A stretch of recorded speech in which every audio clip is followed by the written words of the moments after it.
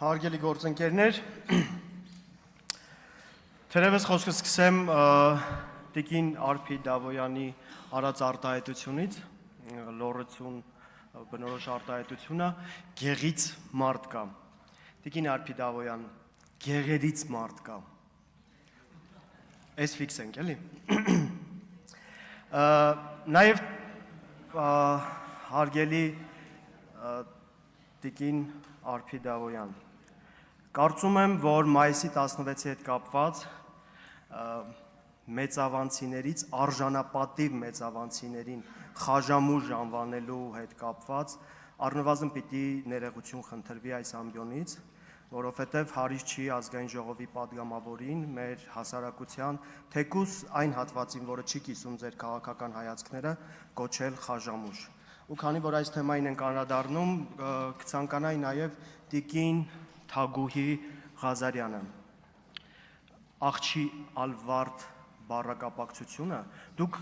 ձայնագրությունները իրականացնում եք, հրապարակում եք, գալիս եք այստեղ, այս ամբիոնից, առօրյա խոսակցական ոճով մարդկանց մասին արտահայտություններ անում, քմծիծաղով մեկնաբանում, ստանում աջակցություն, ժողովուրդ ծիծաղելու չի, էլի, դա լացելու է։ Չի կարելի այդ տեսակ մեր հայրենակիցներին թիրախավորել, արտահայտությունն անել ու սենց ինչ-որ կամահրական արտահայտությունը կրկնել։ Սա ևս կխնդրեմ ի նկատի ունենալ, որովհետև նորից եմ կրկնում, ազգային ժողովի падգամավորին հարից չի, թեկուզ ձեր հայացքները չկիսող քաղաքացիների նկատմամբ այդ տեսակ վերաբերմունք ու այդ տեսակ արտահայտություններ թույլ տալ։ Եվ կփորձեմ չեմ ուզենա ընդհանրապես սենց ելույթս նվիրեմ Արփի Դավոյանի ասած կետերին, բայց կփորձեմ սենց շատ հակիրճ անդրադառնամ, որպեսզի ինչ-որ բաց բաներ չմնա։ Ապօրինի գույքի հետ կապված։ Տիկին Արփի Դավոյան, այդ տեղեկատվությունը մամուլում դրված է, բաց է, բոլորը կարդացել են, դուք ձեր ցանկությունը երևի արտահայտելու, որ տեսնեն մարդիկ մեր տարածաշրջանի, մեր գյուղերի, բոլորը տեսել են։ Մեր պապական տունն է, շատ հասարակ գյուղական կոլորիտով տուն է, այստեղ շուկայական, երկրորդական շուկայից գնված բնակարան է, մի 10 տարի առաջ վարկով, որը ի դեպ դեռ շարունակական փուլում է, Տեսլա մակնիշի մեքենա է, GX470 մակնիշի մեքենա է 2008-9 թվականներին, պարոն Արամ Խաչատրյանը շատ լավ գիտի այդ մեքենայի պատմությունը, թե ինչպես է եղել, ինձ թվում է, որ հարցնեք ինքը շատ ավելի մանրամասն կպատմի, երբ հեղափոխությունից հետո պարոն Խաչատրյանը նշանակվեց մեր մարզի մարզպետ։ Հողամասեր կան, վարելահողեր են, որտեղ իմ հայրը զբաղվել է գյուղատնտեսությամբ ու անասնապահությամբ, վարելահողեր են, որոնք իրենցից ներկայացնում են այնպիսի արժեք, որ ցանկացած գյուղում ապրող մարդ դա պիտի ունենա։ Երբ որ մարդը գալիս է ասում է իմ հողամասը ես ուզում եմ վաճառեմ կամ չեմ կարողանում ոչ ճիշտ կառավարման արդյունքում հողը մշակեմ, գյուղացիները փորձում են այնպես անել, որ ոչ մի անմշակ հող գյուղերում չմնա։ Գիտեք ինչն է պատճառը, որ ապօրինի գույքի բռնագանձումները դուք օգտագործում եք ընդդիմադիր հայացքներ ունեցող մարդկանց ճնշման քաղաքական գործիք։ Եվ եթե իմ այս վարույթը եւ չէր լինի, եթե իմ հոր արժանապատիվ կեցվածքը չլիներ։ Արժանապատիվ կեցվածք, որը դրսևորվել է այս տարիներին, կարող եմ ասել նաեւ մինչեւ այդ էր, որովհետեւ իր պաշտոնավարման ժամանակահատվածում իմ հայրը միշտ բարձրացրել է ժողովրդի խնդիրները ու կապ չունի, թե ինչ կառավարություն է եղել կամ ովքեր են եղել այդ կառավարության գլխին։ Մենք ձեր պատկերացրած ունեցվածքը չունենք, Տիկին Արփի Դավոյան, ու ես հպարտ եմ այն ինչ որ ունենք, հալալ, արդար քրտինքով ունենք։ Ու ես ճակատս պարզ, գլուխս բարձր, մտնում եմ մեր համայնք, շփվում եմ մեր համագյուղացիների հետ, որովհետև այդ նույն համագյուղացիները գիտեն, որ թե ինչպիսի կենսագրություն ունի Մհեր Վարդանի Գևորգյանը ու ինչպիսի կենսագրություն ունեմ ես, որովհետև ես դա գիտակցել եմ, որ պաշտոնյայի զավակ եմ ու պիտի պահեմ հավուր պատշաճի, ունեմ այնպիսի դաստիարակություն ու այնպիսի շնորհք, որ որոշակի հանգամանքների այս ամբիոնից չեմ անդրադառնա։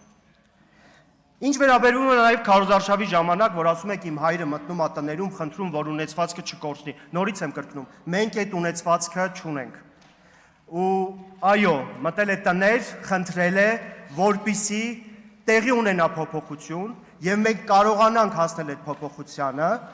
եւ մենք կարողանանք մեր երկիրը բերենք դնենք այն ուղեցրի վրա, որը որ պատկերացնում ենք, որպիսի վաղը մյուս օր մենք այլ խնդիրների առջև չկանգնենք։ Այո, այդ մասով քարոզարշավ իրականացրել է։ Սա ձեր ժողովրդավարությունը մարդկանց իրավական գործիքներով, քաղաքական դրդապատճառներով հետապնդելն է։ Շատ լավ։ Ինչ վերաբերվում է բյուջեին ու կոմբայնին, դուք տեսել եք Կուրթանի բյուջեն, կամ Գյուլաքարակ խոշորացված համայնքի բյուջեն տեսել եք։ Կուրթանի բյուջե, կոմբայնի գինը 38%-ն է Կուրթանի բյուջեի, 99-ից մինչև 2017 թվականը, միջինացվածով 38%-ն է։ Իսկ խոշորացված Գյուլաքարակ համայնքի, որը որ նոր էր խոշորացվել 2017 թվականից 21 թվականները, կազմում է սեփական եկամուտների 63%-ը։ Այլ հարց է, որ 21 թվականից մինչև այս պահը, երբ որ դուք կոպիտ ասած վերցրեցիք ճակերտավոր իշխանությունը Գյուլաքարակ խոշորացված համայնքում, ինչի՞ չեք դիմել, որ կոմբայն ունենանք։ Այս հարցով ինչի՞ չեք զբաղվել։ Երբ որ դուք հիմա ինձ ասում եք, թե ինչի այն ժամանակ չեն դիմել կոմբայն ստանալու համար։ Այն ժամանակ լիքը ծրագրեր են արվել՝ լուսավորություն, ասֆալտ, մանկապարտեզ, մշակույթի տուն, աղբահանություն, իդեպ 2017 թվականից 2021 թվականներին աղբահանությունից 3 միլիոն դրամ մտել է բյուջե, իսկ 21-ից մինչև այս պահը 0 դրամ։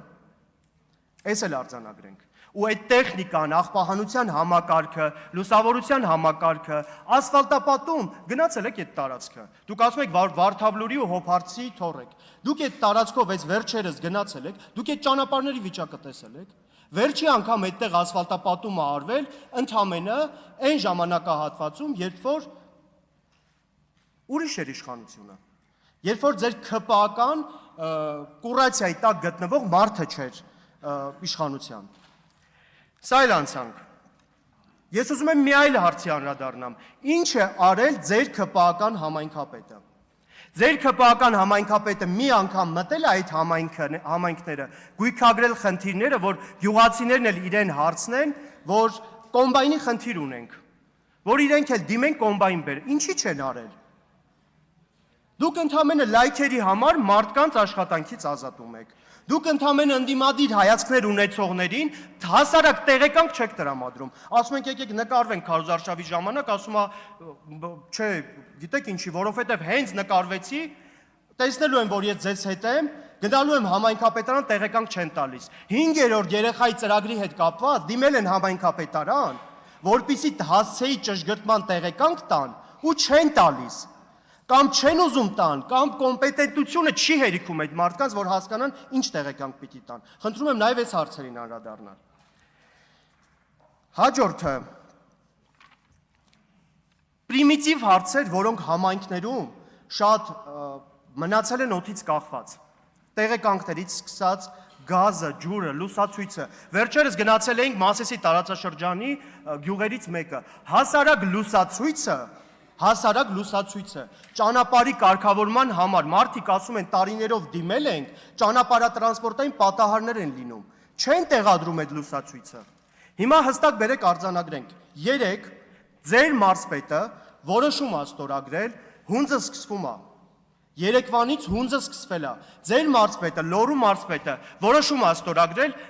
ընտրությունների օրի նշանակման հետ կապված, մտել է բարեգործական արգելքը։ Ինչ ենք անելու։ Կոմբայնը հասել է գյուղի կենտրոնում կանգնած է։ Ոնց են կազմակերպում։ Ես առաջարկ ունեմ։ Բերեք ձեր մարզպետին ասենք, մի ամսով այս կարգավորումը հետաձգենք, մարդիկ չկանգնեն լուրջ հարցի առջև։ Որովհետև այդ կոմբայնը մարդկանց շատ է օգնելու։ Սիրելի հայրենակիցներ, արձանագրենք այս փաստը, որ կոմբայնը հասել է տարածք, ու պիտի իրականացներ հունձը, որը երեկվանից է սկսվել, չգիտեմ, դա պատահականություն էր, զուգադիպություն էր, մարզպետը, խնդրում եմ 30 վայրկյան։ Մարզպետը 3 որոշում է ստորագրել ու բարեգործության արգելքը մտել է։ Ոնց են կարգավորելու այս հարցը։ Խնդրում եմ, սա եկեք քննարկենք, թեկուզ մի ամսով մինչև հունձը կավարտվի, այդ բարեգործական արգելքի պատճառով մարդկանց չտանենք, դատենք, փակենք, մարդկանց օգնենք, մեր հայրենակիցներին օգնենք։ Բոլորը սպասում էին դրան։ Ինչպես նաև մենք ունենք այնտեղ լիքը բարեգործական ծրագրեր, տրանսպորտի հետ կապված, ավարտում եմ, կներեք, տրանսպորտի հետ կապված։ Կամ կարգավորեք այդ խնդիրները, կամ թողեք մենք կարգավորենք, ժողովուրդ։ Մենք հենց ուզում ենք կարգավորենք, գալիս է տրանսպորտը կանգնացնում ենք։ Հաջորդի կանադառնամ։